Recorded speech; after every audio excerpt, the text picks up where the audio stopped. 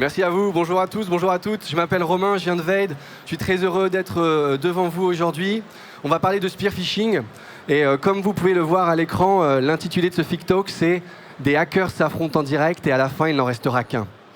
Et c'est un titre que j'ai voulu un peu provocateur, car en fait, vous allez jouer au hacker aujourd'hui. Je vous explique tout. Au cours des 10 prochaines minutes, je vais vous poser 10 questions sur le spear phishing, sur l'usurpation d'identité, et vous allez pouvoir y répondre avec votre smartphone. À l'issue de cette compétition, le meilleur d'entre vous remportera une paire d'AirPods 3e génération. Donc si vous êtes expert sur le sujet du spear phishing, c'est l'occasion pour vous de briller. Si vous êtes plutôt novice, eh bien, écoutez, j'espère que ce sera une bonne opportunité pour vous d'en apprendre plus sur cette menace dont on parle finalement assez peu. Alors pour commencer, je vais vous demander, parce que ça va être une présentation interactive, donc ça requiert une connexion Internet, etc., etc. Tout va bien se passer, j'en suis sûr. Je vais vous demander de scanner ce QR code. Alors ce n'est pas un QR code de phishing, je ne vais pas vous demander votre mot de passe.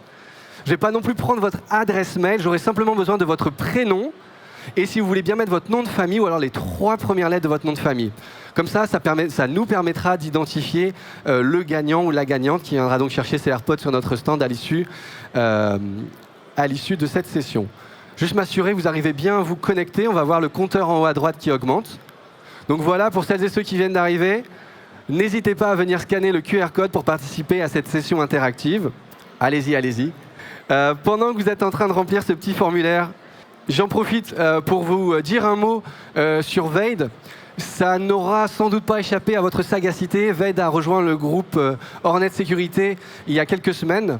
Donc Hornet Sécurité, c'est un groupe de 700 collaborateurs basés en Europe et 75 000 clients partout dans le monde.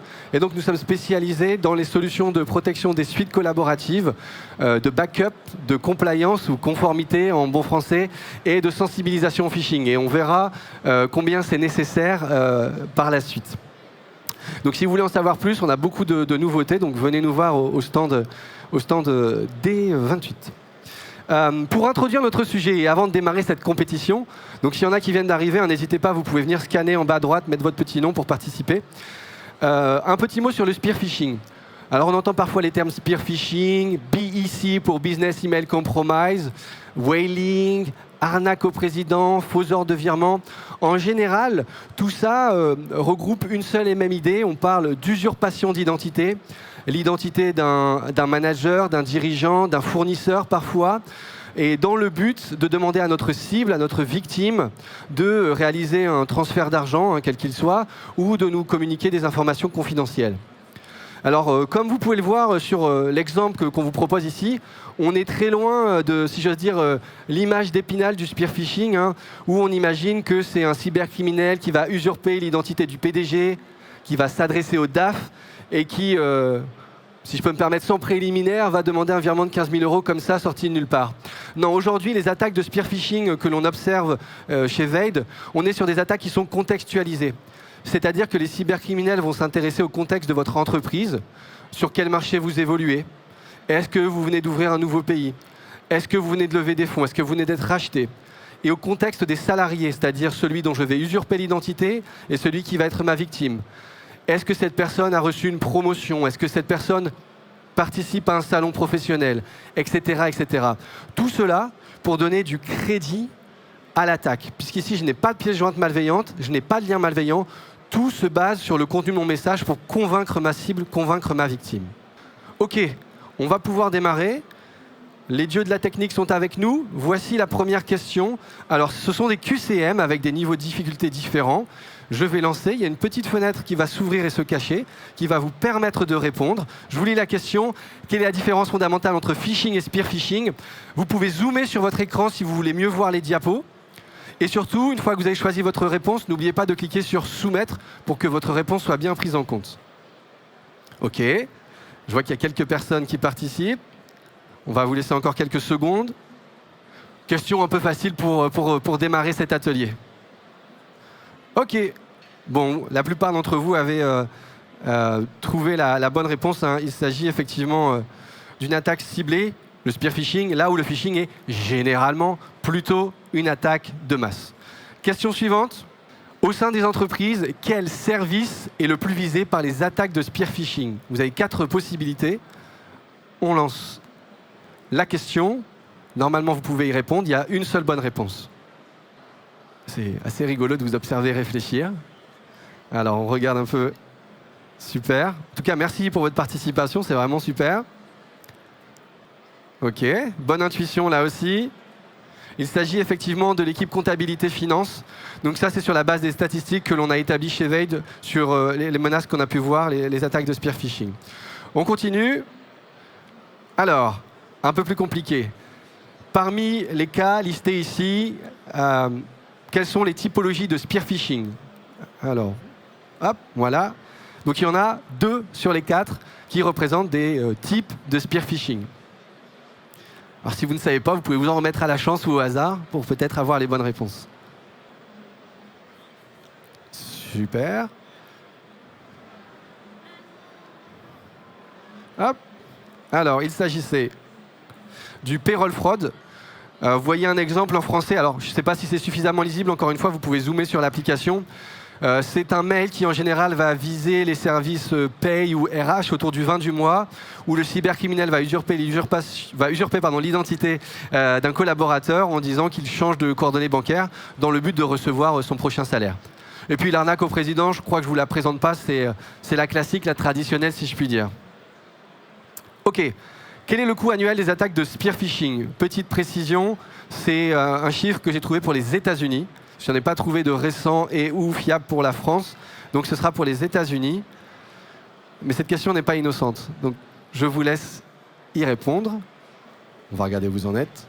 Ça devrait être rapide. Intéressant. Intéressant. OK, encore quelques secondes. Super. Ouais, vous êtes bien inspiré. Bravo le FIC. Effectivement, c'est 2,9 milliards de dollars. Ça provient d'un rapport que publie le FBI chaque année. Ce qui est intéressant, et c'est pour ça que j'ai partagé cette statistique, c'est que dans ce même rapport, alors je ne l'ai plus en tête, je vous l'avoue, il y a le chiffre qui correspond au ransomware, et il est bien plus faible que celui du spear phishing. C'est vraiment une attaque finalement dont on parle proportionnellement moins au regard des dégâts qu'elle fait au sein des entreprises. Allez, on arrive au milieu de l'exercice. Quelle est la méthode la plus couramment utilisée par les cybercriminels pour collecter des informations sur leurs cibles? Si vous vous rappelez, je vous en ai parlé en introduction, il y a vraiment une contextualisation des attaques de spear phishing par rapport aux salariés que l'on vise, à l'entreprise que l'on vise. Comment est-ce que cela est effectué? OK. Encore une très bonne réponse collégiale, si je puis dire. Et effectivement, donc OSINT, Open Source Intelligence, la plupart du temps, une petite visite sur LinkedIn et puis sur le site officiel de l'entreprise suffit à obtenir des informations. Et bien on voit, il y a plein d'autres moyens disponibles. Là, on a une capture d'écran d'un bot Telegram qui va collecter tout ce qui est dans les fuites de données et l'agréger. Donc il y a plein d'options possibles pour les cybercriminels pour collecter de l'information sur leur cible. OK, comment est-ce que les attaquants contournent les filtres anti-spear phishing traditionnels? Là, il y a plusieurs bonnes réponses possibles. Prenez le temps de lire et de choisir. Alors, je vais regarder où vous en êtes. C'est plus partagé, on sent qu'il y a un petit peu plus de réflexion. Je vous laisse encore quelques secondes. Alors, en effet, là aussi, vous étiez bien inspirés. Beaucoup d'emails de spear phishing, la majorité devrais-je dire, sont envoyés sans fichier malveillant, sans lien malveillant. Donc pour les filtres, ça rend la tâche plus ardue pour les détecter. Et puis on a aussi beaucoup de mails de spear phishing qui sont envoyés depuis des domaines, oui, qui répondent aux vérifications protocolaires. Ça peut être soit depuis des comptes compromis légitimes, soit depuis Gmail ou Yahoo, qui sont de grands pourvoyeurs de mails de spear phishing. L'adresse email importe peu, ce qui compte c'est le display name. Si vous regardez votre boîte mail là sur votre téléphone mobile, vous verrez rarement l'adresse mail de l'expéditeur. En revanche, vous verrez son nom, le display name. Et les cybercriminels s'appuient là-dessus. Alors, encore une fois, n'hésitez pas à zoomer sur votre mobile pour mieux voir. Quel type d'attaque est visible dans l'exemple ci-dessous? Type d'attaque spear phishing. 50% de chance d'avoir la bonne réponse. C'est partagé. Je vous laisse encore quelques secondes. Allez, c'est un peu plus de gens participer. 3, 2, 1. Et là aussi, vous êtes bien inspiré, le FIC. Il s'agit effectivement d'une attaque à la supply chain. Dans le monde de l'email, les attaques à la supply chain se caractérisent vraiment comme cela, c'est-à-dire que le cybercriminel usurpe l'identité d'un fournisseur, d'un prestataire, va viser le service paye, le service comptabilité victime, cible, en demandant de payer une facture existante et parfois se base même sur des conversations réelles qu'il a réussi à récupérer pour donner énormément de crédit à l'attaque. Moi, si je suis comptable, je ne suis pas expert en cybersécurité, je reçois un mail supposément de mon contact chez mon fournisseur avec toute une conversation qui, elle, est bien réelle sur une facture que je n'aurais pas payée. Ben, je peux légitimement penser que c'est bien lui.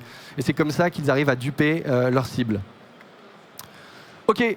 Quelles mesures défensives les entreprises peuvent-elles mettre en place pour se prémunir de ces attaques? Alors, ce ne sont que des exemples parmi plein d'autres, évidemment. C'est parti. Là aussi, il y a plusieurs bonnes réponses possibles. J'espère, on aura fait 8 questions sur les 10. J'espère, de toute façon on arrive au terme de cette présentation, j'espère que vous aurez passé un bon moment. Pour découvrir qui est l'heureux gagnant, je vous invite à nous rejoindre sur notre stand dans quelques minutes, le temps qu'on dépouille un peu les résultats et qu'on débug la plateforme. Et puis encore une fois, on a plein de nouveautés chez Veid, Hornet Sécurité. Merci à vous pour votre attention et très bon salon à tous, à bientôt.